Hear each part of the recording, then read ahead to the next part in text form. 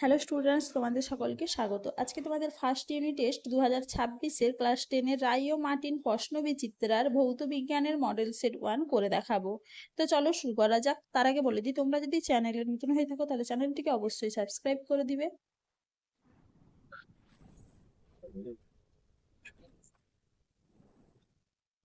চলো প্রথমে দেখে নিই গ্রুপ এ, বহু বিকল্প ভিত্তিক প্রশ্ন। স্টোন ক্যান্সারের কারণ হলো, উত্তর হবে কি অপশন ডি, অম্লবৃষ্টি।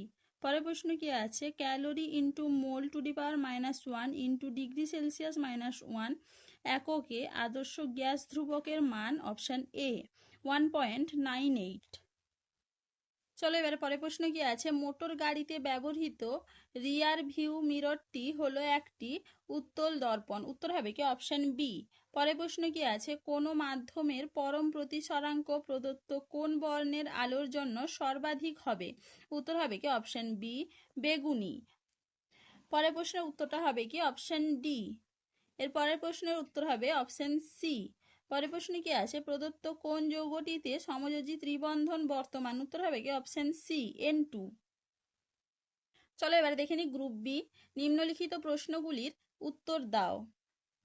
বায়ুমণ্ডলের কোন স্তরে বেতার তরঙ্গ প্রতিফলিত হয়? উত্তর হবে কি আয়নোস্ফিয়ার।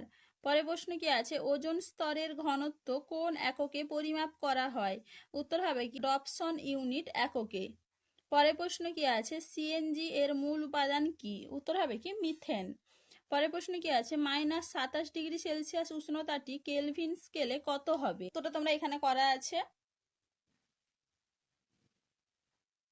চলো এবারে পরের প্রশ্ন কি আছে, গ্যাসের অণুর গতিশক্তির সঙ্গে পরম তাপমাত্রার সম্পর্ক কি? উত্তর হবে কি সমানুপাতিক।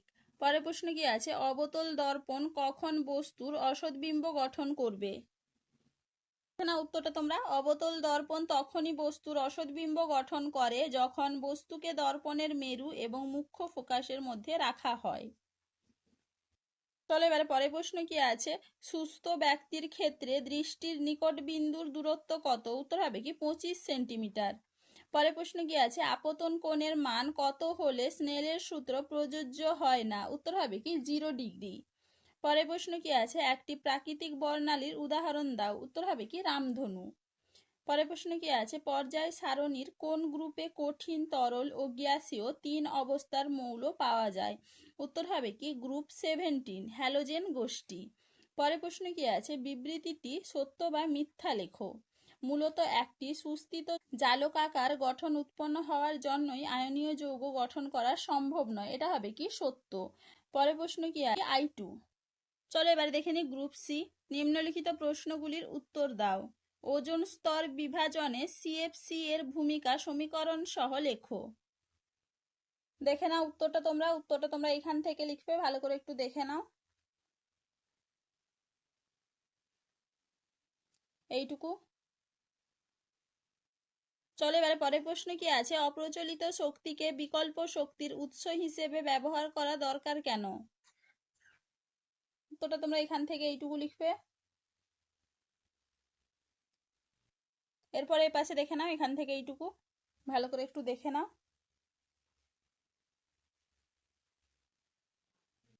চলো এবারে পরের প্রশ্ন কি আছে, চার্লসের সূত্রটি লেখো। দেখে নাও উত্তরটা তোমরা, চার্লসের সূত্র এখান থেকে এইটুকু লিখবে, ভালো করে একটু দেখে নাও।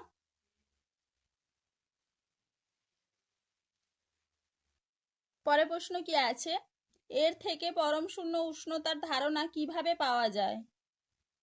দেখে নাও উত্তরটা তোমরা, চার্লসের সূত্র থেকে পরম শূন্য উষ্ণতার ধারণা এখান থেকে এইটুকু লিখবে, ভালো করে একটু দেখে নাও।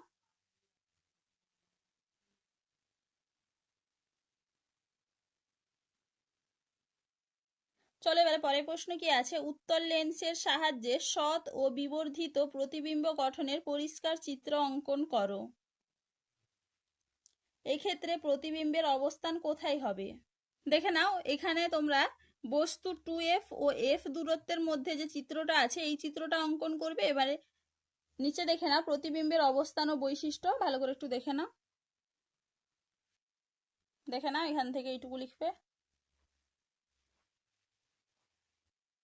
চলো এবারে পরের প্রশ্ন কি আছে, একটি আলোকরশ্মি 30 ডিগ্রি কোণ বিশিষ্ট প্রিজমের একটি তলে 60 ডিগ্রি কোণে আপতিত হলো। যদি নির্গমন রশ্মির জন্য চ্যুতিকোণ 30 ডিগ্রি হয় তবে প্রিজমের উপাদানের প্রতিসরাঙ্ক নির্ণয় করো। দেখে নাও উত্তরটা তোমরা এখান থেকে এইটুকু করবে।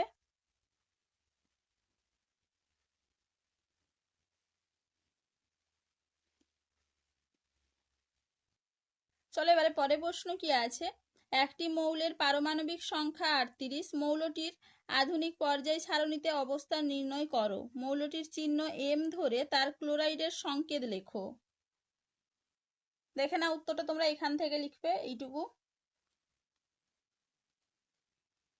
পারমাণবিক সংখ্যা 38 বিশিষ্ট মৌলটি হলো স্ট্রোন্টিয়াম, যা পর্যায় সারণীর পঞ্চম পর্যায় ও 2 নম্বর গ্রুপে অবস্থিত।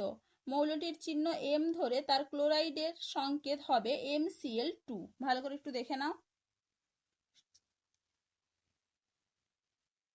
চলো এবার পরের প্রশ্ন কি আছে, প্রদত্ত যৌগগুলির লুইস ডট গঠন চিত্র দেখাও। প্রথমে আছে কি CaH2।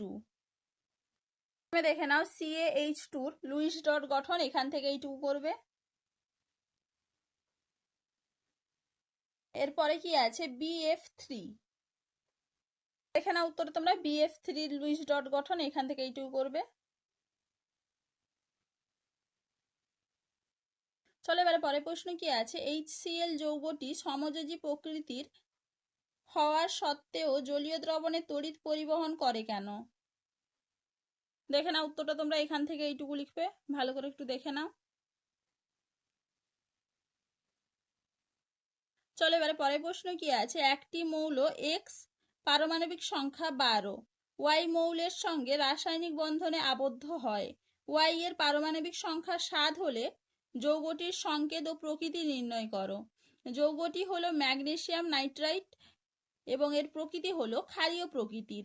সংকেত হলো Mg3N2। দেখে নাও একটু ভালো করে। তো চলো আজকে এইটুকুই, দেখা হচ্ছে পরের ভিডিওতে। ভিডিওটি ভালো লাগলে লাইক করে দিবে এবং চ্যানেলটিকে অবশ্যই সাবস্ক্রাইব করে দিবে।